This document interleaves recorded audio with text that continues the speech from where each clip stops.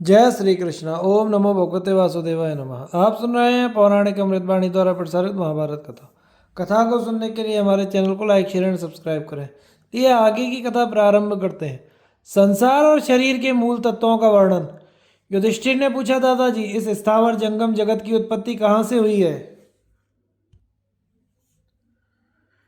और प्रलय होने पर यह कहाँ चला जाता है? समुद्र, आकाश, पर्वत, मेघ, भूमि, अग्नि और वायु के सहित इस लोक की रचना किसने की है? प्राणियों की उत्पत्ति, वर्णों का विभाग, शुद्धि अशुद्धि के नियम और धर्माधर्म की विधि, इन सब की कल्पना कैसे हुई? जीवित प्राणियों का जीव कैसा कैसा है? इनमें जो मरते हैं वे कहाँ चले जाते हैं तथा उनका इस लोक से परलोक में जाने का क्रम क्या है? ये सब बातें मुझे बताइए।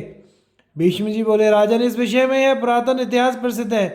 एक बार परम तेजस्वी महर्षि भृगु कैलाश के शिखर पर बैठे थे। उन्हें देखकर उनसे भरद्वाज मुनि ने यही प्रश्न किया। तब भृगु जी बोले, मुने, महर्षियों के सुनने में ऐसा आया है कि आरंभ में एक मानस देव था। वह आदि अंत से रहित, अभेद्य और अजर अमर था। वह अव्यक्त के नाम से प्रसिद्ध था तथा शाश्वत, अक्षय और अविनाशी था। उसी से सब जीवों की उत्पत्ति होती है और मरने पर उसी में वे लीन होते हैं। उस स्वयंभू मानस देव ने पहले एक तेजों में दिव्य कमल की रचना की। उससे वेद स्वरूप ब्रह्मा की उत्पत्ति हुई।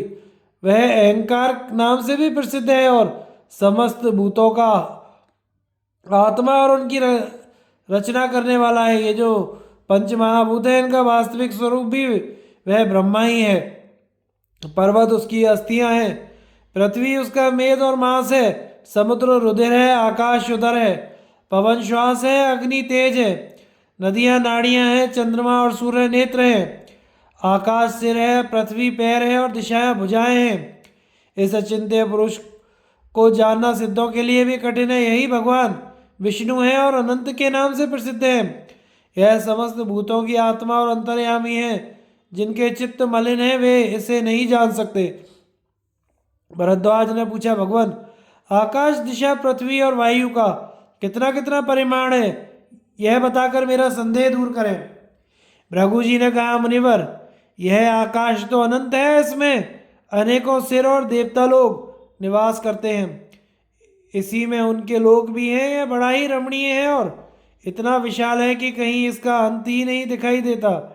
ऊपर जाने वालों को पृथ्वी के नीचे चंद्रमा और सूर्य नहीं दिखाई देते। वहां अग्नि के समान तेजस्वी देवता स्वयं अपने प्रकाश से ही प्रकाशित रहते हैं, किंतु वे तेजस्वी नक्षत्रगण भी इस आकाश का अंत नहीं पा सकते, क्योंकि यह अनंत दुर्गम है। आकाश ही नहीं, अग्नि, वायु और जल का परिमाण जानना भी देवताओं के लिए असंभव ही है। ऋषियों ने विविध शास्त्रों में त्रिलोकी और समुद्रों के परिमाणों में के विषय में कुछ कहा भी है, परंतु जो दृष्टि से परे है और जिस तक इंद्रियों की भी पहुंच नहीं है, उस परमात्मा का परिमाण कोई कैसे बताएगा? आखिर इन सिद्ध और देवताओं की गति भी तो परिमित ही है। अतः परमात्मा का अनंत नाम उसके गुण के अनुरूप ही है। भरद्वाज ने पूछा, मुनिवर, लोक में ये 5 धातु ही महाभूत कहलाते हैं, जिन्हें ब्रह्मा ने सृष्टि के आरंभ में रचा था और जिनसे ये सब लोग व्याप्त है, परंतु ब्रह्मा जी ने तो और ही हजारों भूतों की रचना की है। फिर इन्हीं को भूत कहना कहाँ तक युक्ति संगत है? भृगु जी बोले, मुने, ये 5 असीम है, इसलिए इन्हें महा कहा जाता है। इन्हीं से समस्त स्थूल भूतों की उत्पत्ति होती है। अतः इन 5 का ही महाभूत संज्ञा होना उचित है। मनुष्य का शरीर भी इन 5 भूतों का ही संघात है। इसमें जो गति है वह पवन का भाग है, खोखलापन आकाश का अंश है, ऊष्मा अग्नि का अंश है, लोह आदि तरल पदार्थ जल के अंश हैं और हड्डी मांस आदि ठोस पदार्थ पृथ्वी के अंश हैं। इस प्रकार स्थावर जंगम सारा जगत इन 5 भूतों से ही बना है तथा श्रोत्र, घ्राण, रसना, त्वचा, नेत्र, संज्ञक इंद्रियां भी इन्हीं के परिणाम है। भरद्वाज ने पूछा, भगवान, आप कहते हैं कि समस्त स्थावर जंगम इन 5 महाभूतों से ही बने हैं, किंतु स्थावरों के शरीर में तो ये 5 तत्व देखे नहीं जाते। वृक्षों को ही लीजिए, वे ना सुनते हैं, ना देखते हैं, ना गंध और रस का ही अनुभव करते हैं और ना उन्हें स्पर्श का ही ज्ञान है। फिर वे 5 भौतिक कैसे कहे जा सकते हैं? उनमें ना तो द्रवत्व देखा जाता है, ना अग्नि का अंश, ना पृथ्वी या वायु का भाग ही देखा जाता है, तथा आकाश का तो कोई प्रमाण ही नहीं है, इसलिए उन्हें भौतिक नहीं कहा जा सकता। भृगु जी बोले, मुने, वृक्ष यद्यपि ठोस जान पड़ते हैं तो भी उनमें आकाश अवश्य है, इसी से उनमें नित्य प्रति फल फूलादि की उत्पत्ति संभव है। उनके अंदर जो ऊष्मा है उसी से उनके पत्ते, छाल, फल, फूल कुमलाते हैं। ये सब मुरझाते हैं, झड़ जाते हैं। इससे उनमें स्पर्श भी होना सिद्ध होता है। यह भी देखा जाता है कि बिजली की कड़क आदि भीषण शब्द होने पर वृक्षों के फल फूल गिर जाते हैं। शब्द का ग्रहण तो श्रोतेंद्रिय से ही होता है, अतः सिद्ध होता है कि वृक्ष सुनते भी हैं। देखो, लता वृक्ष को चारों ओर से लपेटती ऊपर की ओर चढ़ती है, बिना देखे किसी को अपने जाने का मार्ग नहीं मिल सकता। इससे सिद्ध होता है कि वृक्ष देखते भी हैं। सुगंध और दुर्गंध से भली भांति की धूप देने से वृक्ष निरोग होते हैं, उनमें फूल आ जाते हैं, इससे उनका सूंघना सिद्ध होता है। वृक्षों में रसनेंद्रियां भी हैं, क्योंकि वे अपनी जड़ से जल पीते हैं, और कोई रोग होने पर जड़ में औषधि डालकर उनकी चिकित्सा भी की जाती है। जिस प्रकार मनुष्य कमल नाल के द्वारा मुंह से जल सींचते हैं, उसी प्रकार वृक्ष वायु की सहायता से अपने पाद द्वारा जल पीते हैं। इसी से उन्हें पादप कहा जाता है। वृक्षों में सुख दुख का भी ज्ञान देखा जाता है। वे काटने पर फिर उगाते हैं, इससे सिद्ध होता है कि वे जीव युक्त हैं, अचेतन नहीं। वे अपनी जड़ के द्वारा जो जल खींचते हैं उसे उनके अंदर रहने वाली वायु और अग्नि पचाते हैं। इस प्रकार आहार का परिपाक होने से उसमें चिकनाहट आती है और वे बढ़ते हैं।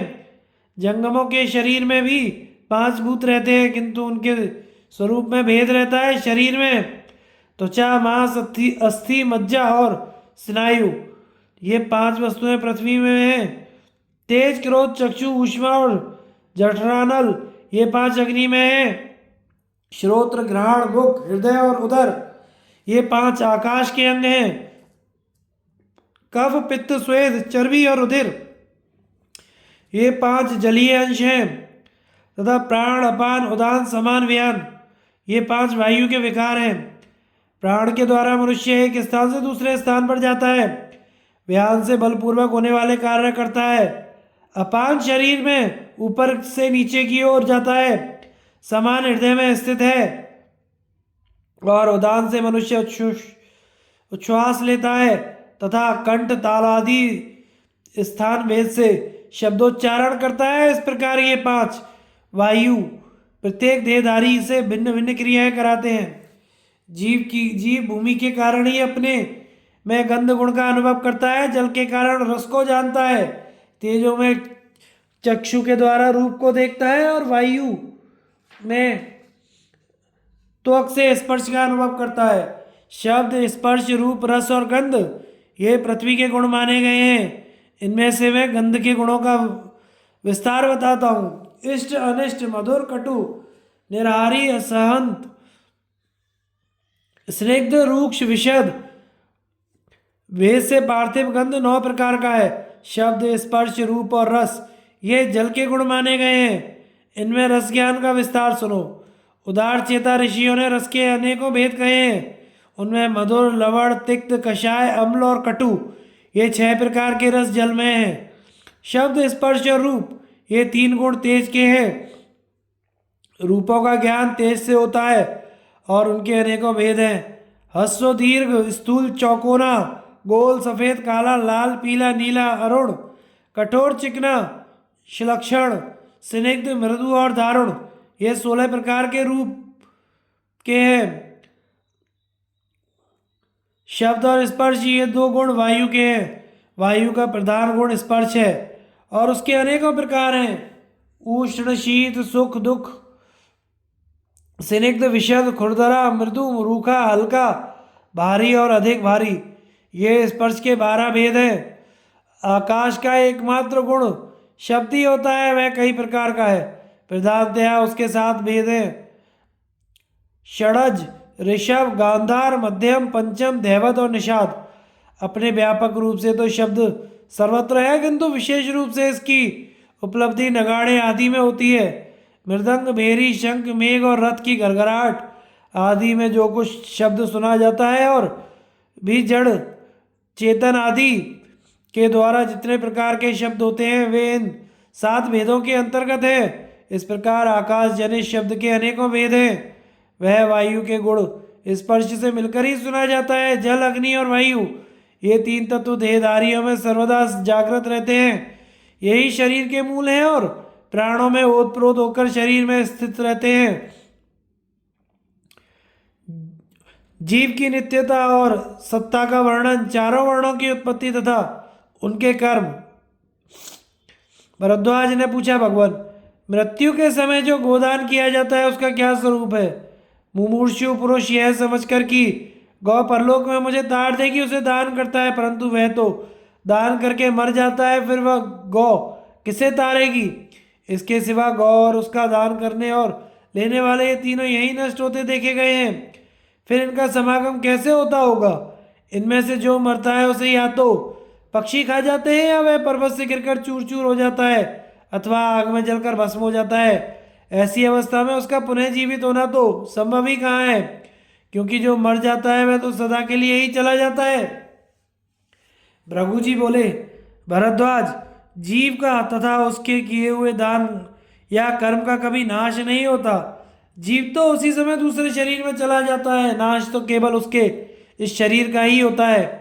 भरद्वाज ने पूछा, मुनिवर, अब यह बताने की कृपा कीजिए कि देहधारियों के शरीर में यदि केवल अग्नि, वायु, पृथ्वी, आकाश और जल तत्व ही विद्यमान है तो उनमें रहने वाले जीव का क्या स्वरूप है? शरीर को चीर फाड़ कर देखने से तो उसमें कोई जीव उपलब्ध नहीं होता। ऐसी दशा में यदि 5 भौतिक देह को जीव से रहित जड़ मान लिया जाए तो प्रश्न होता है कि शरीर अथवा मन में पीड़ा होने पर उसके दुख का अनुभव कौन करता है? जीव किसी की कही हुई बातों को कानों से सुनता है, किंतु मन में व्यग्रता हो तो दोनों कान खुले होने पर भी कोई बात नहीं सुनाई देती। इसलिए मन के अतिरिक्त किसी जीव की सत्ता मानना व्यर्थ है। नेत्र के साथ मन का संयोग होने पर कोई भी दृश्य प्रपंचक को ही देखता है। मन के व्याकुल होने पर वह तो देखकर भी नहीं देख पाता। इसी प्रकार नींद में पड़ा हुआ प्राणी संपूर्ण इंद्रियों के रहते हुए भी ना देखता है, ना सूंघता है, ना सुनता है, ना बोलता है। स्पर्श और रस का भी उसे अनुभव नहीं होता। अतः जिज्ञासा होती है कि शरीर में कौन हर्ष और क्रोध करता है, किसे शोक और उद्वेग होता है, इच्छा, ध्यान, द्वेष और बातचीत करने वाला कौन है? भृगु जी ने कहा, मुने, मन भी पंचभूतों के ही अंतर्गत है। शरीर में उसकी कोई अतिरिक्त सत्ता नहीं है। एकमात्र अंतरात्मा ही इस देह का संचालन करता है। वही रूप, रस, गंध, स्पर्श, शब्द का तथा दूसरे दूसरे गुणों का अनुभव करने वाला है। वह 5 इंद्रियों के गुणों को धारण करने वाले मन का दृष्टा है और वही इस 5 भौतिक देह के प्रत्येक अवयव में व्याप्त होकर सुख दुख का अनुभव करता है। जब आत्मा का शरीर के साथ संबंध नहीं रहता तो इस देह को सुख दुख का भान नहीं होता। इससे मन के अतिरिक्त उसके साक्षी आत्मा की सत्ता स्वतः ही सिद्ध हो जाती है। जब शरीर में स्थित अग्नि स्वरूप आत्मा इससे पृथक हो जाता है तो उस समय शरीर को रूप, स्पर्श तथा आग की गर्मी का ज्ञान नहीं रहता और इसकी मृत्यु हो जाती है। आत्मा जब प्रकृति के गुणों से युक्त होता है तो उसे क्षेत्रज्ञ कहते हैं और उन्हीं गुणों से जब वह मुक्त होता है तो परमात्मा कहलाता है। क्षेत्रज्ञ को तुम आत्मा ही समझो। वह कमल के पत्ते पर पड़े हुए जल बिंदु की तरह इस शरीर में रहकर भी इससे पृथक ही है। उसके ज्ञान से संपूर्ण जगत का कल्याण होता है। वही सबसे चेष्टा कराता और करता है। देह के नष्ट हो जाने पर भी जीव का नाश नहीं होता। जो जीव की मृत्यु बतलाते हैं वे अज्ञानी हैं, उनका वह कथन मिथ्या है। जीव तो मृत देह त्याग कर दूसरे शरीर में चला जाता है। शरीर का नाश ही मृत्यु है। इस प्रकार आत्मा संपूर्ण प्राणियों के भीतर छिपा हुआ है। अविद्या से आच्छादित होने के कारण वह प्रकाश में नहीं आता। तत्वदर्शी महात्मा ही अपनी तीव्र और सूक्ष्म बुद्धि से उसका साक्षात्कार करते हैं। जो विद्वान परिमित आहार करके रात के पहले और पिछले पहर में सदा ध्यान योग का अभ्यास करता है, वह चित्त शुद्ध होने पर अपने अंतःकरण में ही उस आत्मा का दर्शन कर लेता है। अंतःकरण शुद्ध हो जाने पर उसका शुभाशुभ कर्मों से संबंध छूट जाता है और वह प्रसन्न आत्मा पुरुष आत्मस्वरूप में स्थित होकर अनंत आनंद का अनुभव करता है। ब्रह्मा जी ने सृष्टि के प्रारंभ में अपने तेज से सूर्य और अग्नि के समान प्रकाशित होने वाले ब्राह्मणों, मरीचि और आदि प्रजापतियों को ही उत्पन्न किया। फिर स्वर्ग प्राप्ति के साधनभूत सत्य, धर्म, तप, सनातन, वेद, आचार और शौच के नियम बनाए। तदनंतर देवता, दानव, गंधर्व, दैत्य, असुर, महान सर्प, यक्ष, राक्षस, नाग, पिशाच और मनुष्यों को उत्पन्न किया। मनुष्यों के 4 वर्ण ब्राह्मण, क्षत्रिय, वैश्य और शूद्र का विभाग किया। इस प्रकार प्राणियों में जो और वर्ण है उनकी भी रचना की। ब्राह्मणों का रंग श्वेत, क्षत्रियों का लाल, वैश्यों का पीला तथा शूद्रों का काला बनाया। भरद्वाज ने पूछा, मुनिवर, हम में से काले गोरे सभी मनुष्यों पर समान रूप से काम, क्रोध, भय, लोभ, शोक, चिंता, भूख और थकावट का प्रभाव पड़ता है। सभी के शरीर से पसीने, मलमूत्र, कफ, पित्त और रक्त भी निकलते हैं। ऐसी दशा में रंग के द्वारा कैसे वर्ण विभाग किया जा सकता है? वृक्ष आदि स्थावरों तथा पशु पक्षी आदि जंगम प्राणियों में असंख्य जातियां हैं, उनके रंग भी नाना प्रकार के हैं, अतः उनके वर्णों का निश्चय कैसे होता है? भृगु जी ने कहा, पहले वर्णों में कोई अंतर नहीं था। ब्रह्मा जी से उत्पन्न होने के कारण सारा संसार ब्राह्मण ही था। पीछे विभिन्न कर्मों के कारण उनमें वर्ण भेद हो गया। जो अपने ब्राह्मणोचित धर्म का परित्याग करके विषय भोग के प्रेमी बन गए, तीखे और क्रोधी स्वभाव के हो गए, साहस का काम पसंद करने लगे, इन कारणों से जिनके शरीर लाल रंग के हो गए वे ब्राह्मण क्षत्रिय के नाम से प्रसिद्ध हुए। जिन्होंने गौं की सेवा ही अपनी वृत्ति बना ली, जो खेती से अपना जीवन चलाने के कारण पीले पड़ गए और अपने ब्राह्मण धर्म को छोड़ बैठे, उन द्विजों को वैश्य कहा जाने लगा। जो शौच और सदाचार से भ्रष्ट होकर हिंसा और असत्य के प्रेमी हो गए और लोभवश सब तरह के काम करके जीविका चलाते हुए काले पड़ गए, वे शूद्र कहलाए। इस प्रकार ये 4 वर्ण हुए जो ब्राह्मण वेद की आज्ञा के अनुसार चलते हैं और सदा ही वेद, व्रत तथा नियम को धारण किए रहते हैं। उनकी तपस्या कभी नष्ट नहीं होती। जो इस सृष्टि को पर ब्रह्म स्वरूप नहीं जानते वे द्विज कहलाने के अधिकारी नहीं है। ऐसे लोगों को नाना प्रकार की योनि में जन्म लेना पड़ता है। वे ज्ञान विज्ञान से हीन एवं स्वेच्छाचारी पिशाच, राक्षस, प्रेत तथा मलेच्छ होते हैं। पीछे से ऋषियों ने अपनी तपस्या के बल से कुछ ऐसी प्रजा उत्पन्न की कि जो वैदिक संस्कारों से संपन्न तथा अपने धर्म कर्म में दृढ़ता पूर्वक डटी रहने वाली थी। किंतु जो आदिदेव ब्रह्मा से उत्पन्न हुई है, जिसकी जड़ मूल ब्रह्मा जी ही है और जो अक्षय, अव्यय तथा धर्म में तत्पर रहने वाली है, वह सृष्टि मानसी कहलाती है। भरद्वाज जी ने पूछा, विप्रवर, अब मुझे यह बताइए कि कौन सा कर्म करने से मनुष्य ब्राह्मण, क्षत्रिय, वैश्य अथवा शूद्र होता है? भृगु जी ने कहा, जो जात कर्म आदि संस्कारों से संपन्न, पवित्र तथा वेदों के स्वाध्याय में संलग्न है, यजन, याजन, अध्ययन, अध्यापन और दान प्रतिग्रह, इन 6 कर्मों में स्थित रहता है, शौच एवं सदाचार का पालन तथा यज्ञ शिष्ट अन्न का भोजन करता है, गुरु के प्रति प्रेम रखता और नित्य नियमों का पालन करता है, जिसमें सत्य, दान, द्रोह न करना, सबके प्रति कोमल भाव रखना, लज्जा, दया और तप आदि सद्गुण देखे जाते हैं, वह ब्राह्मण कहा गया है। जो युद्ध आदि कर्म करता और वेदों के अध्ययन में लगा रहता है, ब्राह्मणों को दान देता और प्रजा से कर लेता है और उसकी रक्षा करता है, उसे क्षत्रिय कहते हैं।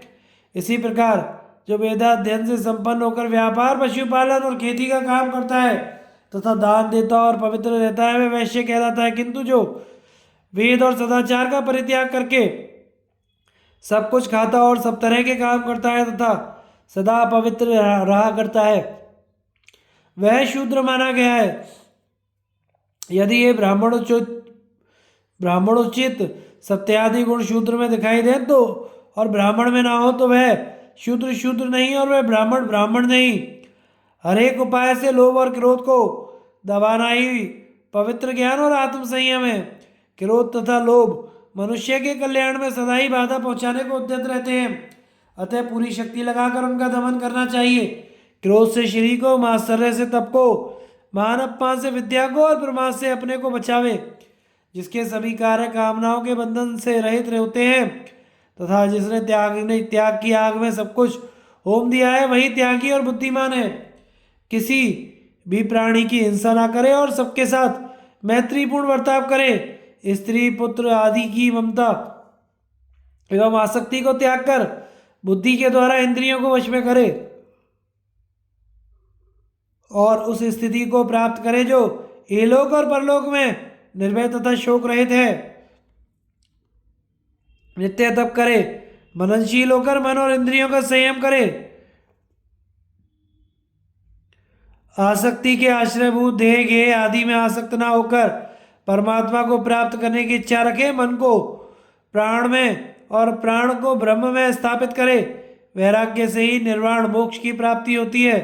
उसे पाकर किसी अनात्म पदार्थ का चिंतन नहीं होता। ब्राह्मण संसार से पर वैराग्य होने पर ब्रह्म परमात्मा को अनायास ही प्राप्त कर लेता है। सर्वदा शौच और सदाचार का पालन करना तथा संपूर्ण प्राणियों पर दया रखना यह ब्राह्मण का लक्षण है। सत्य की महिमा, असत्य के दोष, दान आदि के फल और आश्रम धर्मों का वर्णन। भृगु जी कहते हैं, मुने, सत्य ही ब्रह्मा है, सत्य ही तप है, सत्य ही प्रजा की सृष्टि करता है, सत्य के आधार पर संसार टिका हुआ है। सत्य से ही मनुष्य स्वर्ग प्राप्त करता है। असत्य अंधकार रूप है और वह नीचे गिराता है। अज्ञान अंधकार से घिरे हुए मनुष्य ज्ञान का प्रकाश नहीं देख पाते। जो सत्य है वही धर्म है और जो धर्म है वही प्रकाश ज्ञान है और जो प्रकाश है वही सुख है। इसी प्रकार जो असत्य है वही अधर्म है, जो अधर्म है वही अंधकार है, अज्ञान, और जो अंधकार है वही दुख है।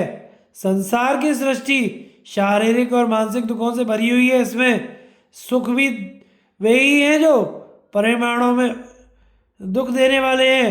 यह जानकर विद्वान पुरुष कभी मोह में नहीं पड़ते। प्रत्येक बुद्धिमान का यह कर्तव्य है कि वह दुखों से छुटकारा पाने का उद्योग करे। असत्य से तम, अज्ञान की उत्पत्ति हुई है। तमोग्रस्त मनुष्य धर्म के ही पीछे चलते हैं, धर्म का अनुसरण नहीं करते। अतः जो क्रोध, लोभ, हिंसा और असत्य आदि से आच्छादित है वे ना तो इस लोक में सुखी होते हैं ना परलोक में ही सुख उठाते हैं। नाना प्रकार के रोग व्याधि ताप से संतप्त होते रहते हैं। वध और बंधन आदि क्लेश सहते हैं तथा भूख प्यास और परिश्रम के कारण भी कष्ट भोगते हैं। इतना ही नहीं, उन्हें आंधी, पानी, सर्दी और गर्मी से उत्पन्न हुए भय, शारीरिक कष्ट भी झेलने पड़ते हैं। बंधु बांधवों की मृत्यु, धन के नाश और प्रेमी जनों के बिछड़ने के कारण होने वाले मानसिक शोक का भी शिकार होना पड़ता है। इसी से वे जरा और मृत्यु के कारण भी बहुत से दूसरे क्लेश भोगते हैं। भरद्वाज ने पूछा, मुनिवर, दान, धर्म, तप, स्वाध्याय और अग्निहोत्र का क्या फल है?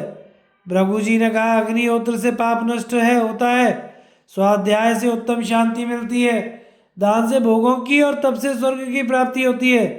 भरद्वाज ने पूछा, ब्रह्मा जी ने जो 4 आश्रम बनाए हैं उनके अपने अपने धर्म क्या है, ये बताने की कृपा करें। भृगु जी ने कहा, जगत का कल्याण करने वाले भगवान ब्रह्मा जी ने धर्म की रक्षा के लिए पूर्व काल में ही 4 आश्रमों का उपदेश किया था। उनमें से ब्रह्मचर्य को पहला आश्रम कहते हैं, जिसमें शिष्य को गुरु के यहाँ रहकर वेदों का स्वाध्याय करना पड़ता है। इसमें रहने वाले ब्रह्मचारी को बाहर भीतर की शुद्धि, वैदिक संस्कार तथा व्रत और नियमों के पालन से अपने मन को वश में रखना चाहिए। सुबह और शाम दोनों समय संध्या, सूर्योपस्थान तथा अग्निहोत्र के द्वारा अग्निदेव की उपासना करनी चाहिए। तंद्रा और आलस्य को त्याग करके प्रतिदिन गुरु को प्रणाम करें। वेदों का अध्ययन तथा उसके अर्थ का अभ्यास करता रहे। इस प्रकार की दिनचर्या से अपने अंतःकरण को पवित्र बनावे। सवेरे, शाम और दोपहर तीनों वक्त स्नान करे। ब्रह्मचर्य का पालन और अग्नि और गुरु की सेवा करे, प्रतिदिन भिक्षा मांग कर लावे और वह सब गुरु को अर्पण कर दे। अपनी अंतरात्मा को भी गुरु के चरणों में न्यौछावर किए रहे। गुरु जी जो कुछ कहें, जिसके लिए संकेत करें, जिस कार्य के निमित्त स्पष्ट आज्ञा दें, उसके विपरीत आचरण ना करे। इस प्रकार गुरु को प्रसन्न करके उनकी कृपा से स्वाध्याय का अवसर मिलने पर वेदाध्ययन में प्रवृत्त होना चाहिए। इस विषय में एक श्लोक है जिसका भाव इस प्रकार है: जो द्विज गुरु की आराधना करके वेदों का ज्ञान प्राप्त करता है, उसे अंत में स्वर्ग की प्राप्ति होती है और उसका मानसिक संकल्प दृढ़ होता है। गारहस्थ्य को दूसरा आश्रम बतलाया गया है। अब हम उसके द्वारा पालन करने योग्य वाले आचरणों की व्याख्या करते हैं। जब सदाचार का पालन करने वाले ब्रह्मचारी विद्या पढ़कर गुरुकुल में रहने की अवधि पूरी कर ले और समावर्तन संस्कार के पश्चात स्नातक हो जाए, उस समय यदि उसे पत्नी के साथ रहकर धर्म का आचरण करने तथा पुत्रादि रूप फल पाने की इच्छा हो, तो उसके लिए गृहस्थाश्रम में प्रवेश करने का विधान है। क्योंकि इसमें धर्म अर्थ काम तीनों की प्राप्ति होती है, इसलिए त्रिवर्ग साधन की इच्छा से गृहस्थ को उत्तम कर्म के द्वारा धन संग्रह करना चाहिए, उसी के द्वारा अपनी गृहस्थी का निर्वाह करना चाहिए। गृहस्थ आश्रम सभी आश्रमों का मूल कहलाता है। गुरुकुल में वास करने वाले ब्रह्मचारी वन में रहकर संकल्प के अनुसार व्रत नियम तथा धर्मों का पालन करने वाले वानप्रस्थी और सब कुछ त्याग कर विचरने वाले सन्यासी को भी गृहस्थाश्रम से ही भिक्षा आदि प्राप्त होती है। तात्पर्य यह है कि अन्य सब आश्रम वालों का निर्वाह गृहस्थाश्रम से ही चलता है। गृहस्थ द्वारा किए जाने वाले अतिथि सत्कार के विषय में एक श्लोक है जिसका भावार्थ इस प्रकार है: जिस गृहस्थ के दरवाजे पर कोई अतिथि भिक्षा न पाने के कारण निराश होकर लौटता है, वह उस गृहस्थ को तो अपना पाप दे डालता है, स्वयं उसका पुण्य लेकर चला जाता है।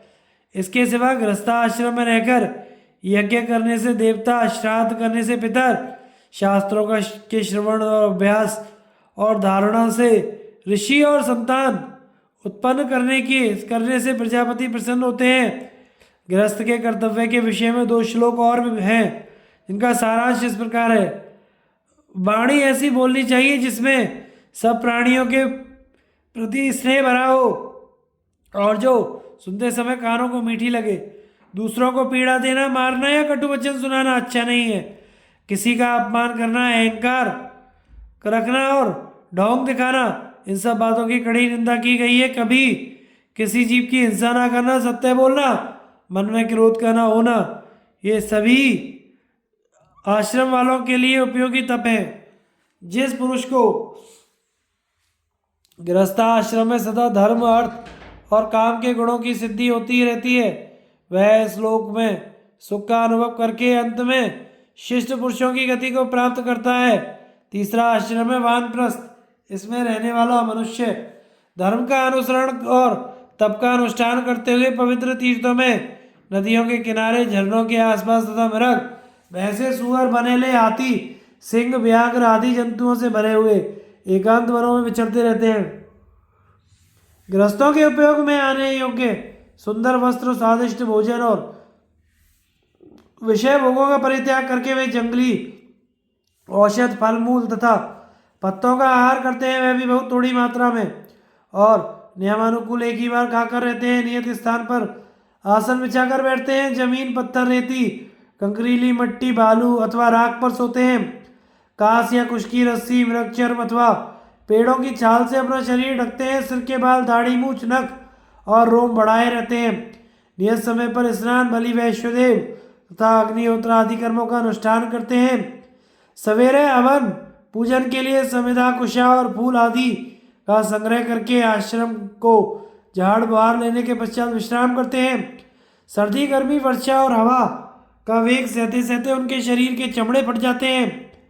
नाना प्रकार के नियमों का अनुष्ठान करते रहने से उनके रक्त और मांस सूख जाते हैं। शरीर की जगह चाम से ढकी हुई हड्डियों का ढांचा मात्र रह जाता है। फिर भी धैर्य धारण करके अत्यंत साहस के कारण शरीर को चलाए जाते हैं। जो पुरुष नियम के साथ रहकर ब्रह्मर्षियों द्वारा आचरण में लाई हुई इस योगचर्या का अनुष्ठान करता है, वह अग्नि की भांति अपने दोषों को दग्ध करके दुर्लभ लोकों को प्राप्त कर लेता है। अब सन्यासियों का आचरण बतलाया जाता है। सन्यास चौथा आश्रम है। इसमें प्रवेश करने वाले पुरुष अग्निहोत्र, धन, स्त्री आदि परिवार तथा घर की सारी सामग्री का त्याग करके विषय आसक्ति के बंधन को तोड़कर घर से निकल जाते हैं। ढेले पत्थर और सोने को समान समझते हैं। धर्म, अर्थ और काम के सेवन में अपनी बुद्धि नहीं फंसाते। शत्रु, मित्र तथा उदासीन सबके प्रति समान दृष्टि रखते हैं। स्थावर, अंडज, पिंडज, स्वदेज, स्वेदज,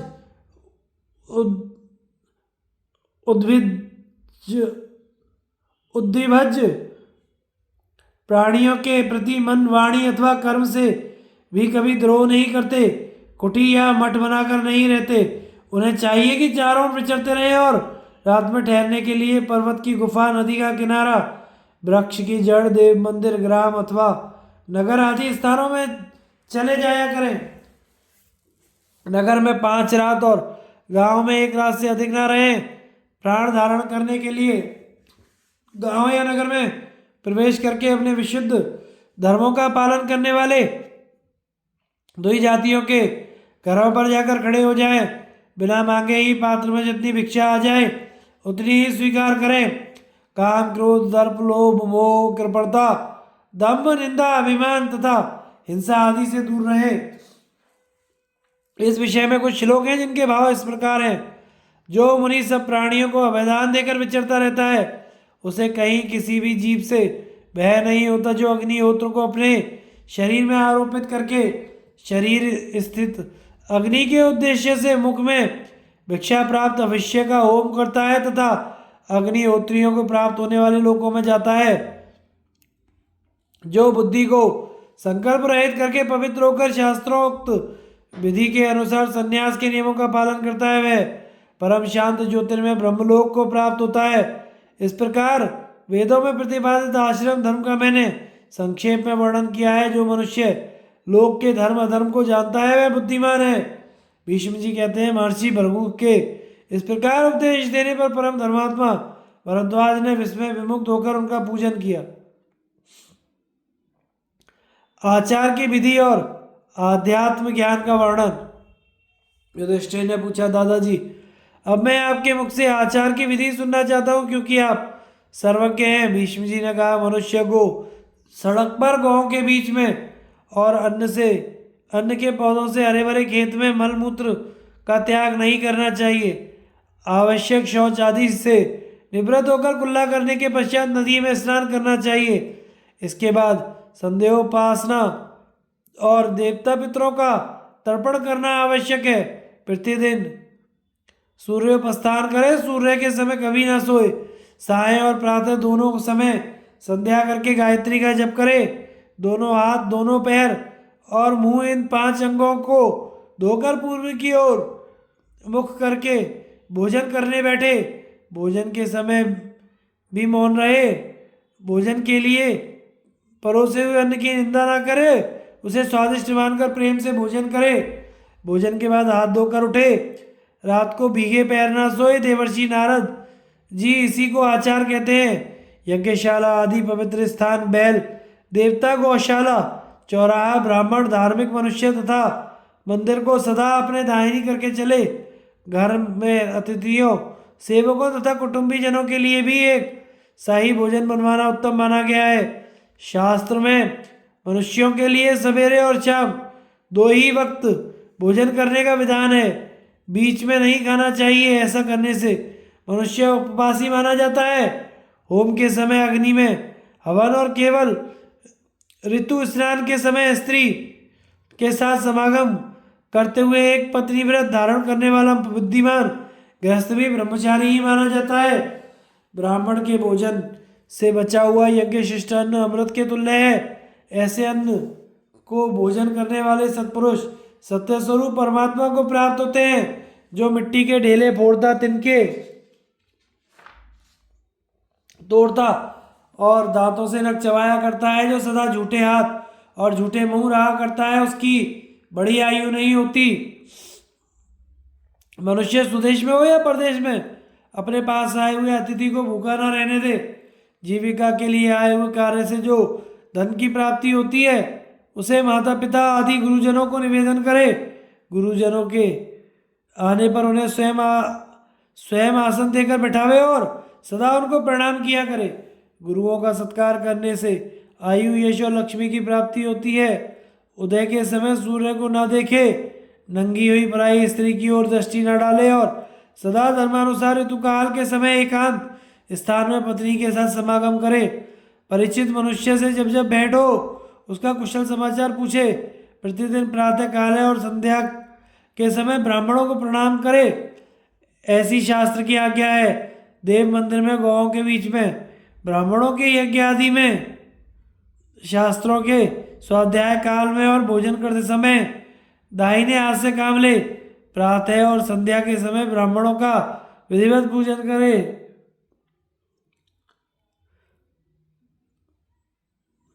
हजामत के समय छींक आने पर, स्नान और भोजन के समय रुग्णावस्था में सबको चाहिए कि ब्राह्मणों को प्रणाम करे, इससे आयु बढ़ती है। सूर्य की ओर मुंह करके पेशाब ना करे, अपनी विष्ठा पर दृष्टि ना डाले। स्त्री के साथ एक आसन पर सोना और एक थाली में भोजन करना छोड़ दे। अपने से बड़ों को नाम लेकर या तू कहकर ना पुकारे।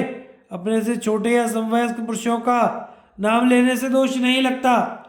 पापियों का हृदय ही उनके पापों को बता देता है। जो लोग जानबूझकर किए हुए पाप को महापुरुषों से छिपाते हैं, वे नष्ट हो जाते हैं, और जो मूर्ख हैं वे ही जानबूझकर किए हुए पाप को छिपाते हैं। यद्यपि मनुष्य उस पाप को नहीं देखते, तो भी देवता और तो देखते ही हैं। पापी मनुष्य का छिपाया हुआ पाप उसे पुनः पाप में ही लगाता है, और धर्मात्मा का धर्मतः गुप्त रखा हुआ धर्म उसे पुनः धर्म में ही प्रवृत्त करता है। मूर्ख मनुष्य पाप करके उसे भूल जाता है, किंतु वह पाप उसके पीछे ही लगा रहता है। किसी कामना की पूर्ति के लिए जो धन संचित करके रखा होता है, उसको वो अपने उपभोग में खर्च करने से बड़ा क्लेश होता है।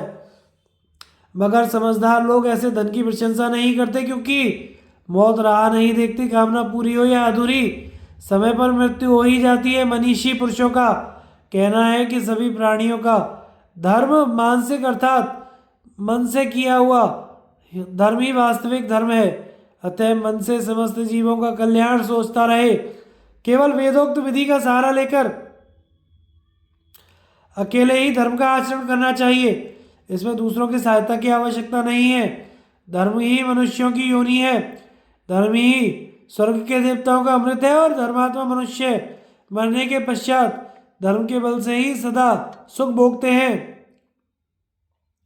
युधिष्ठिर ने पूछा, पिता में शास्त्र में पुरुषों के लिए जो आध्यात्म ज्ञान का चिंतन बताया जाता है, वह आध्यात्म क्या है? उसका स्वरूप कैसा है? चराचर जगत किससे उत्पन्न हुआ है और प्रलय के समय किसमें लीन होता है?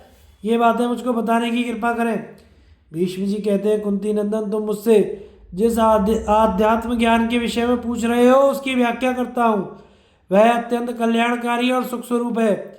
आचार्यों ने सृष्टि और प्रलय की व्याख्या के साथ ही आध्यात्म ज्ञान का वर्णन किया है। उसे जान लेने से मनुष्य को प्रसन्नता और सुख की प्राप्ति होती है। वह संपूर्ण भूतों के लिए हितकारी है। जो उसे जानता है, उसकी संपूर्ण कामनाएं पूर्ण हो जाती हैं। पृथ्वी, वायु, आकाश, जल और अग्नि, ये 5 महाभूत संपूर्ण प्राणियों की उत्पत्ति और प्रलय के स्थान हैं। जैसे लहरें समुद्र से प्रकट होकर फिर उसी में लीन हो जाती हैं, उसी प्रकार ये 5 महाभूत भी जिस आनंद स्वरूप परमात्मा से उत्पन्न होते हुए हैं, पुनः उसी में लीन हो जाते हैं। शब्द, श्रोत, संपूर्ण छिद्र आकाश के कार्य हैं। स्पर्श, त्वचा, चेष्टा, ये 3 वायु के रूप, नेत्र और परिपाक ये तेज के, रस, जिह्वा और क्लेद जल के, गंध, नासिका और शरीर पृथ्वी के गुण हैं। इस प्रकार इस देह में 5 महाभूत तथा छठा मन है।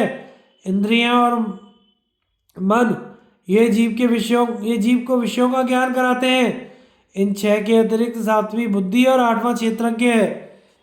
इंद्रियां विषयों को ग्रहण करती है। मन संकल्प करता है और बुद्धि उसका ठीक ठीक निश्चय करती है। क्षेत्रज्ञ आत्मा साक्षी की भांति स्थित रहता है। यह शरीर के भीतर और बाहर सर्वत्र व्याप्त है।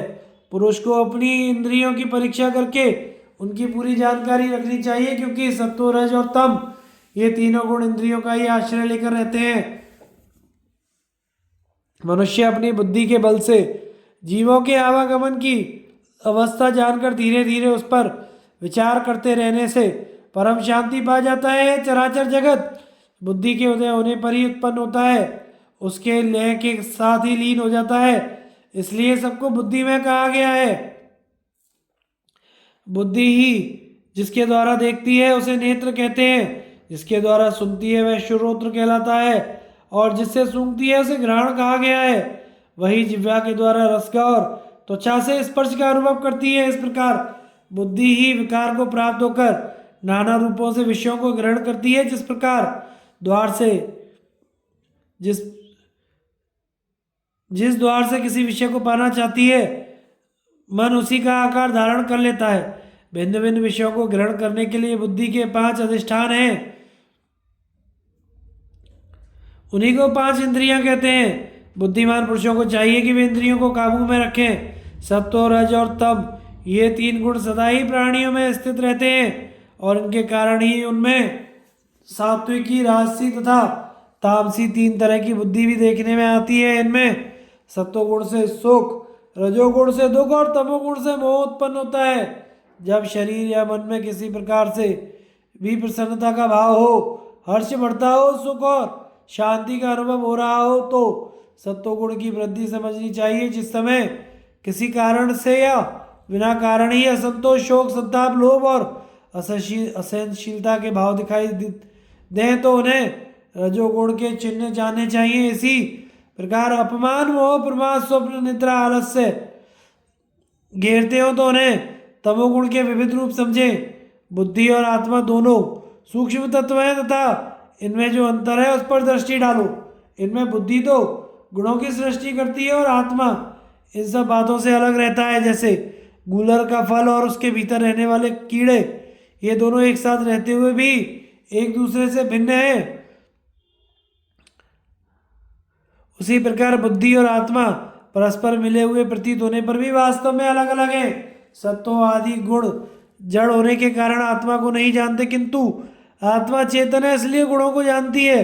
जैसे घड़े में रखा हुआ दीपक घड़े के छेदों से अपना प्रकाश फैलाकर वस्तुओं का ज्ञान कराता है, उसी प्रकार परमात्मा शरीर के भीतर स्थित होकर चेष्टा और ज्ञान से शून्य इंद्रियों तथा मन बुद्धि के द्वारा संपूर्ण पदार्थों का ज्ञान कराता है।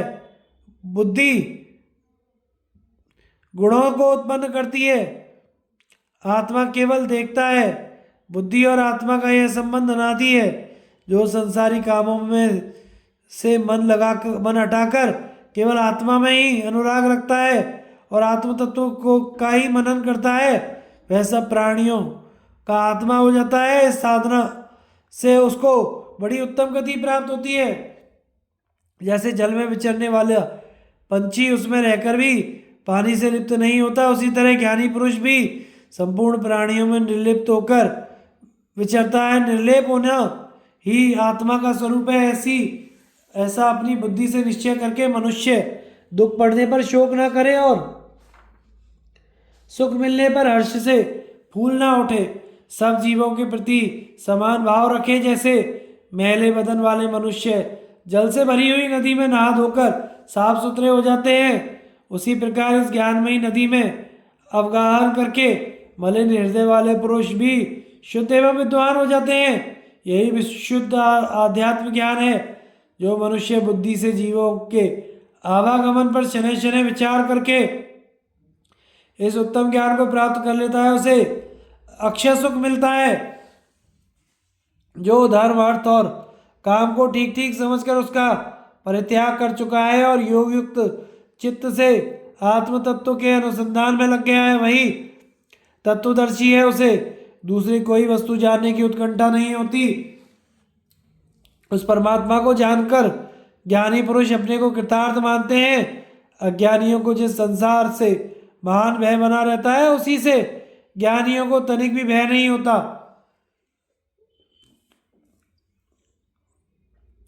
ध्यान योग का वर्णन। जबकि महिमा बताने के लिए एक जापक ब्राह्मण की कथा। भीष्म जी कहते हैं, कुंती नंदन, अब मैं तुमसे ध्यान योग का वर्णन कर रहा हूं, जिसे जानकर महर्षिगण इस लोक में सनातन सिद्धि को प्राप्त हुए हैं। योगियों को चाहिए कि वे सर्दी गर्मी आदि द्वंद्वों को सहन करते हुए नित्य सत्वगुण में स्थित रहें और सब प्रकार की आसक्तियों से मुक्त होकर शौच संतोष आदि नियमों का पालन करते हुए ऐसे स्थानों पर ध्यान करें जहाँ स्त्री आदि का संसर्ग और ध्यान विरोधी वस्तुएं ना हो, जहाँ मन में पूर्णतः शांति बनी रहे। योग का साधक इंद्रियों को विषयों की ओर से समेटकर काष्ठ की भांति निश्चल होकर बैठ जाए और मन को एकाग्र करके परमात्मा में लगा दे। उस समय ध्यान में इस प्रकार मग्न हो जाए कि कानों में कोई शब्द ना सुनाई दे, त्वचा से स्पर्श का अनुभव ना हो, आंखों से रूप का, जिह्वा से रस का और नासिका से सुगंधित वस्तुओं का पता ना चले। पांचों इंद्रियों को मोह में डालने वाले विषयों की इच्छा ही ना हो। बुद्धिमान योगी पहले इंद्रियों को मन में स्थिर करे, फिर पांचों इंद्रियों सहित मन को ध्यान में एकाग्र करे। इस प्रकार प्रयत्न करने से पहले तो कुछ देर के लिए इंद्रियों सहित मन स्थिर हो जाता है, किंतु फिर बादलों में चमकती हुई बिजली की तरह वह बारंबार विषयों की ओर जाने के लिए चंचल हो उठता है। जैसे पत्ते पर पड़ी हुई पानी की बूंद सब ओर से हिलती रहती है, उसी तरह ध्यान मार्ग में स्थित साधक का मन भी चलायमान होता रहता है। एकाग्र करने पर कुछ देर तक वह ध्यान में स्थिर रहता है, किंतु फिर नाड़ी मार्ग में प्रवेश करके वायु की भांति चंचल हो जाता है। ऐसे विक्षेप के समय ध्यान योग को जानने वाले साधक को खेद या चिंता नहीं करनी चाहिए, बल्कि आलस्य मात्सर्य का त्याग करके ध्यान के द्वारा मन को पुनः एकाग्र करने का प्रयत्न करना चाहिए। जब योगी जब ध्यान का आरंभ करता है तो पहले उसके द्वारा क्रमशः विचार विवेक वितर्क नामक ध्यान होते हैं। ध्यान के समय मन में कितना ही क्लेश क्यों ना हो, साधक को घबराकर प्रयत्न नहीं छोड़ना चाहिए, बल्कि अपने आत्मा के कल्याण के लिए विशेष तत्परता के साथ उसमें लग जाना चाहिए। प्रतिदिन मन और इंद्रियों को ध्यान मार्ग में स्थापित करके योगाभ्यास करने से इंद्रियों सहित मन अपने आप शांत हो जाता है। इस प्रकार मनोनिग्रह पूर्वक ध्यान करने वाले योगी को जो दिव्य सुख प्राप्त होता है, वह मनुष्य को किसी उद्योग या देव की सहायता से नहीं मिल सकता। ज्यों ज्यों ध्यान जनित सुख का अनुभव होता है, त्यों त्यों ध्यान में अनुराग बढ़ता जाता है। इस प्रकार योगी लोग ध्यान के द्वारा दुख शोक रहित निर्वाण मोक्ष को प्राप्त कर लेते हैं। युधिष्ठिर ने पूछा, जब करने वाले लोगों को किस फल की प्राप्ति होती है, उन्हें किन लोकों में स्थान मिलता है, जबकि विधि क्या है, जापक किसे कहते हैं और जब करने योग्य मंत्र क्या है, ये सारी बातें मुझे बताइए, क्योंकि आप सर्वज्ञ हैं। भीष्म जी कहते हैं, इस विषय में जानकार लोग यम काल और ब्राह्मण के संवाद स्वरूप एक प्राचीन इतिहास का उदाहरण दिया करते हैं। हिमालय पर्वत के पास एक महायशस्वी धर्मात्मा ब्राह्मण रहता था। वह पिप्पलाद का पुत्र था और कौशिक वंश में उत्पन्न हुआ था। वेदों में उसने पूर्ण विद्वता प्राप्त की थी और 6 अंगों का तो उसे अपरोक्ष ज्ञान था। वे सदा उसकी जिह्वा पर रहते थे। एक बार वह संहिता गायत्री का जप करते हुए तपस्या में प्रवृत्त हुआ। इस नियम का पालन करते हुए उसके 1000 वर्ष बीत गए। तदनंतर सावित्री देवी ने प्रत्यक्ष दर्शन देकर कहा, ब्रह्मर्षि, मैं तुम पर प्रसन्न हूँ, बताओ क्या चाहते हो, तुम्हारी कौन सी इच्छा पूरी करूं। देवी के ऐसा कहने पर वह धर्मात्मा ब्राह्मण बोला, शुभ है, इस मंत्र के जप में मेरी इच्छा बराबर बढ़ती रहे, मन की एकाग्रता में दिनों दिन उन्नति हो। यह सुनकर देवी ने मधुर वाणी में उत्तर दिया, तुम लोग जैसा चाहते हो वही होगा। मैं ऐसा प्रयत्न करूंगी जिससे तुम्हें नित्य सिद्ध ब्रह्मधाम की प्राप्ति होगी। इसके सिवाय इस समय जो तुमने मुझसे वरदान के रूप में मांगा है वह भी पूरा होगा। तुम एकाग्रचित होकर नियम पूर्वक जप करो, धर्म स्वयं तुम्हारे पास आएगा। काल मृत्यु तथा यम भी तुम्हारे निकट पधारेंगे। यहाँ उन लोगों के साथ तुम्हारे धर्म के विषय में विवाद होगा। भीष्म जी कहते हैं, कहकर सावित्री देवी अपने धाम को चली गई। इधर वह सत्य प्रतिज्ञ ब्राह्मण भी 100 दिव्य वर्षों तक जप करता रहा। वह मन और इंद्रियों को सदा वश में रखता, क्रोध को जीत चुका था और दूसरों के दोष नहीं देखता था। इस प्रकार जब उसका नियम पूरा हो गया तो धर्म ने प्रसन्न होकर उसे प्रत्यक्ष दर्शन दिया और कहा, ब्राह्मण, मेरी ओर देखो, मैं साक्षात धर्म हूँ और तुम्हारा दर्शन करने के लिए आया हूँ। इस जप का जो कुछ फल तुम्हें प्राप्त हुआ है उसे सुनो। मनुष्यों और देवताओं को प्राप्त होने वाले जितने भी लोग हैं वे सब तुमने जीत लिए हैं। तुम देवलोक को लांघकर ऊपर के लोकों में परतार्पण करोगे। इसलिए मुने अब तुम अपने प्राणों को त्याग दो और जिन लोगों में जाने की इच्छा हो वहां जाओ। इस देह को त्याग देने के बाद ही उन लोगों में जा सकोगे। ब्राह्मण ने कहा, धर्म, मुझे उन लोगों को लेकर क्या करना है? आप सुखपूर्वक अपने स्थान को जाइए। धर्म ने कहा, मुनिवर, तुम्हें इस शरीर का त्याग तो अवश्य ही करना चाहिए। इसके बाद स्वर्ग में जाओ या जैसी तुम्हारी रुचि हो करो। ब्राह्मण ने कहा, धर्म में बिना देह के स्वर्ग में नहीं रहना चाहता। आप जाइए, मेरी स्वर्ग में जाने की तनिक भी इच्छा नहीं है। मैं यहीं गायत्री का जप करते हुए आनंद से रहूंगा। धर्म ने कहा, विप्रवर, यदि तुम शरीर छोड़ना नहीं चाहते तो देखो, ये काल, मृत्यु और यम स्वयं तुम्हारे पास आ रहे हैं। तदनंतर यम, काल और मृत्यु तीनों उस ब्राह्मण के पास आ पहुंचे। सबसे पहले यम देवता बोले, द्विजवर, मैं यम हूं और यह कहने के लिए आया हूं कि तुम्हारे उत्तम आचरण और कठोर तपस्या का फल तुम्हें प्राप्त हुआ है। काल ने कहा, मैं काल हूं, यह सूचना दे रहा हूं कि तुम्हें इस जप का बहुत उत्तम फल मिला है। यह तुम्हारे स्वर्ग चलने का समय है। मृत्यु ने कहा, धर्मज्ञ, मुझे मृत्यु समझो, मैं काल की प्रेरणा से तुम्हें यहाँ से ले चलने के लिए आया हूँ। ब्राह्मण ने कहा, सूर्यपुत्र यम, महात्मा काल, मृत्यु और धर्म का मैं स्वागत करता हूँ। बताइए, आप लोगों की क्या सेवा करूँ? यह कहकर ब्राह्मण ने उन सबको पाद्य, अर्घ्य आदि निवेदन किया और प्रसन्नता पूर्वक पूछा, अब मुझे क्या आज्ञा है? इतने में ही तीर्थ यात्रा के लिए निकले हुए राजा इक्ष्वाकु, जहाँ ये सब लोग एकत्रित हुए थे, वहीं यहाँ पहुंचे। राजर्षि ने सबका पूजन और प्रणाम करके कुशल समाचार पूछे। तत्पश्चात ब्राह्मण ने भी राजा को आसन और पाद्य, अर्घ्य आदि देकर कुशल प्रश्न के बाद कहा, महाराज, आपका स्वागत है। कहिए, मैं आपकी शक्ति के अनुसार आपका कौन सा कार्य सिद्ध करूं?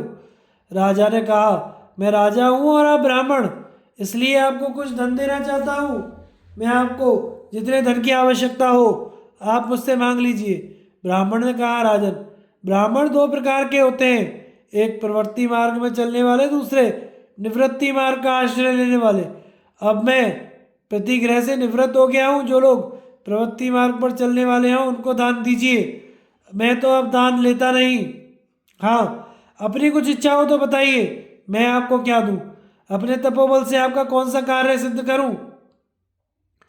राजा ने कहा, यदि आप मुझे कुछ देना ही चाहते हैं तो पूरे 100 वर्षों तक जप करके आपने जिस फल को प्राप्त किया है वह दे दीजिए। ब्राह्मण ने कहा, एवं अस्तु, आप मेरे जप का उत्तम फल स्वीकार कीजिए। राजा बोले, आपका भला हो। मैंने जो जप का फल मांगा है उसकी मुझे आवश्यकता नहीं है, इसलिए जाता हूँ। साथ ही एक बात पूछता हूँ, उसे बताइए, आपके इस जप का फल है क्या? ब्राह्मण ने कहा, इसका फल क्या मिलेगा यह मैं नहीं जानता, परंतु मैंने जो कुछ जप किया है वह आपको दे दिया। ये धर्म, यम, मृत्यु और काल इस बात के साक्षी हैं। राजा ने कहा, ब्राह्मण, यदि आप अपने जप का फल नहीं बतला सकते तो वह अज्ञात फल मेरे किस काम आएगा? वह संदिग्ध फल नहीं चाहता, यह आप ही के पास रहे। ब्राह्मण ने कहा, राजन, अब तो मैं अपने जप का फल दे चुका, अब दूसरी कोई बात नहीं स्वीकार करूंगा। हम दोनों अपनी अपनी बात पर दृढ़ रहना चाहिए। पहले जप करते समय कभी मैंने फल की कामना नहीं की थी, अतः इस जप का क्या फल होगा यह कैसे जान पाऊंगा? आपने दीजिए कहकर मांगा, मैंने देता हूं कहकर दे दिया। ऐसी दशा में अपनी बात झूठी नहीं करूंगा। आप धैर्य धारण करके सत्य की रक्षा कीजिए। इस प्रकार स्पष्ट बताने पर भी यदि मेरी बात नहीं मानेंगे तो आपको असत्य का महान पाप लगेगा। स्वयं यहाँ पधार कर आपने मुझसे जब के फल की याचना की और वह मैंने आपको अर्पण कर दिया, इसलिए अब आप सत्य पर डटे रहकर मेरे दिए हुए फल को स्वीकार कीजिए। झूठ बोलने वाले मनुष्य को ना इस लोक में सुख मिलता है ना परलोक में, वह अपने पूर्वजों को भी नहीं तार सकता, फिर आने वाली पीढ़ी का तो उद्धार कर ही कैसे सकता है। परलोक में सत्य से जिस प्रकार जीव का उद्धार होता है, उस तरह यज्ञ दान और नियमों से नहीं होता। लोगों ने अब तक जितनी तपस्याएं की हैं और भविष्य में भी जितनी करेंगे, उन सबको अगर सैकड़ों और लाखों की तादाद में इकट्ठा किया जाए तो भी उनका महत्व सत्य से बढ़कर सिद्ध नहीं हो सकता। एकमात्र सत्य ही अविनाशी ब्रह्म है, सत्य ही अक्षय तप है और सत्य ही अविनाशी यज्ञ तथा सत्य ही सनातन वेद है। वेदों में सत्य की महिमा गाई गई है। सत्य से ही श्रेष्ठ फल की प्राप्ति होती है। धर्म और इंद्रिय संयम की सिद्धि भी सत्य से ही होती है। सत्य के आधार पर सब कुछ टिका हुआ है। सत्य ही वेद वेदांग विद्या विधि व्रत ओंकार रूप है। सत्य के प्रभाव से ही प्राणियों का जन्म और उन्हें संतान की प्राप्ति होती है। सत्य के बल से ही हवा चलती है, सूर्य तपते और आग जलती है। स्वर्ग भी सत्य पर ही स्थित है। यज्ञ तप वेद स्तोभ मंत्र तथा सरस्वती, ये सब सत्य के रूप में मैंने सुना है। किसी समय धर्म और सत्य को तराजू पर तोल कर रखा गया तो जिधर सत्य है उधर का ही पलड़ा भारी हुआ। जहाँ धर्म है वहाँ सत्य है। सत्य से ही सबकी वृद्धि होती है। इसलिए राजन, आप भी सत्य पर ही दृढ़ रहिए, असत्य का बर्ताव ना कीजिए। यदि मेरे दिए हुए जप के फल को आप नहीं स्वीकार करेंगे तो धर्म से भ्रष्ट होकर संसार में भटकते फिरेंगे। जो पहले देने की प्रतिज्ञा करके फिर नहीं देना चाहता हो, तथा जो याचना तो करता है किंतु मिलने पर उसे नहीं लेना चाहता, ये दोनों ही मिथ्यावादी होते हैं। अतः आप मेरी और अपनी भी बात को मिथ्या ना कीजिए। राजा ने कहा, ब्राह्मण, क्षत्रिय का तो धर्म प्रजा की रक्षा और युद्ध करना है। क्षत्रिय को दाता कहा गया है। ऐसी दशा में मैं उल्टे आपसे ही दान कैसे ले सकता हूँ? ब्राह्मण ने कहा, राजन, दान लेने के लिए मैंने आपसे प्रार्थना नहीं की थी और न मैं देने के लिए आपके घर ही गया था। आपने स्वयं यहाँ आकर मांगा है, अब लेने से इनकार क्यों करते हैं? राजा ने कहा, विप्रवर, यदि आपने जबकि उत्तम फल को देने का निश्चय किया है तो ऐसा कीजिए, हम दोनों के जो भी पुण्य फल हो उन्हें एकत्रित करके दोनों साथ ही भोगें। ब्राह्मणों को दान लेने का अधिकार है, क्षत्रिय केवल दान देते हैं, लेते नहीं। इस धर्म को आपने भी सुना होगा। थे हम लोग साथ साथ ही दोनों के कर्म फलों का उपभोग करें, अथवा आपकी ऐसी इच्छा ना हो तो साथ रहकर कर्मफल भोगने की आवश्यकता नहीं है। उस अवस्था में मैं यही प्रार्थना करूंगा कि आप मेरे शुभ कर्मों का पूरा पूरा फल स्वीकार कर लें। यह आपका मेरे ऊपर महान अनुग्रह होगा। ब्राह्मण ने कहा, राजन, आपके मांगने पर मैंने जो कुछ देने की प्रतिज्ञा की है उसे ले लीजिए, क्योंकि वह मेरे पास आपकी धरोहर के रूप में रखा है। यदि नहीं लेंगे तो मैं आपको शाप दे दूंगा। राजा ने कहा, जिसके कार्य का यहाँ ऐसा परिणाम निकला उस राजा के धर्म को धिक्कार है। अब तो मुझे आपके समान फलभागी होने के लिए ही यह दान स्वीकार करना है। आज से पहले किसी के सामने कुछ लेने के लिए मैंने हाथ नहीं फैलाया था, किंतु आज ऐसा करना पड़ा है। आप जिसे धरोहर मानते हैं वह दीजिए। ब्राह्मण ने कहा, राजन, मैंने गायत्री का जप करके जितना भी पुण्य संग्रह किया है वह सब आप ले लीजिए। राजा ने कहा, विप्रवर, मैं भी अपने हाथ में संकल्प का जल ले चुका हूँ, अब आप भी मेरा दान ग्रहण कीजिए, जिससे हम लोग साथ साथ रहकर समान फल के भागी हों। भीष्म जी कहते हैं, तदनंतर उस ब्राह्मण ने राजा का अनुरोध मान लिया और वहां आए हुए धर्म, यम, काल और मृत्यु का पूजन करके उन सबको प्रणाम किया। राजा और ब्राह्मण के उपयुक्त निश्चय को जानकर देवराज इंद्र भी बहुत से देवताओं और लोकपालों के साथ वहां उपस्थित हुए। साध्य विश्वदेव, मरुदगण, नदी, पर्वत, समुद्र तथा तीर्थों का भी शुभागमन हुआ। तप, वेद, वेदांत, स्तोभ, सरस्वती, नारद, पर्वत, विश्वावसु, आहू परिवार सहित चित्रसेन, नाग, सिद्ध, मुनि, प्रजापति, अचिंत्य रूप भगवान विष्णु ने भी उन्हें वहां दर्शन दिया। उस समय आकाश में भेरी और तुरही आदि बाजे बजने लगे, फूलों की वर्षा होने लगी। तदनंतर जापक ब्राह्मण और राजा इक्ष्वाकु दोनों ने ही एक साथ अपने मन को सब विषयों से हटा लिया।